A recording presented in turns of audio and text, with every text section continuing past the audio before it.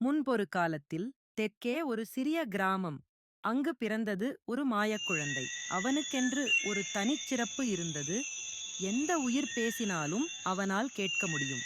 கோழி, மாடு, மரம், எல்லாரின் மனமும் அவனுக்குத் தெரியும். ஒரு நாள் அந்த கிராமத்தில் மழை வராமல் நாட்கள் கடந்தன. நதி வறண்டு போனது. மண்ணும் மரங்களும் காய்ந்து போயின. அப்போது அந்த மாயக்குழந்தை ஒரு தீர்மானம் எடுத்தது. மேற்குத் தொடர்ச்சி மலையை ஏறி மறைந்து போன மழை மேகங்களை தேடப் போவதாக. அவனுடைய பயணம் சாதாரணதல்ல. மழைக்காற்று வழிகாட்டியது. காட்டில் மறைந்திருந்த பழைய அருவியின் வழிகள் அவனுக்குத் தெரிய வந்தன. ஒவ்வொரு அடியிலும் மரங்கள் அவனிடம் கீச்சென்று பேசின.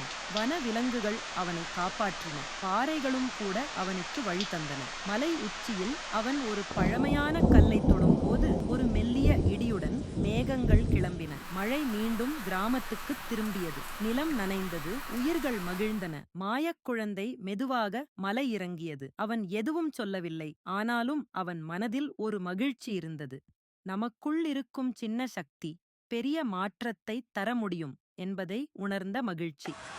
அந்த மழைக்கதை இன்றும் அந்த கிராமத்தில் சிறுமிகளும் சிறுவர்களும் தூங்கும் முன் கேட்டுக்கொண்டே இருக்கிறார்கள்.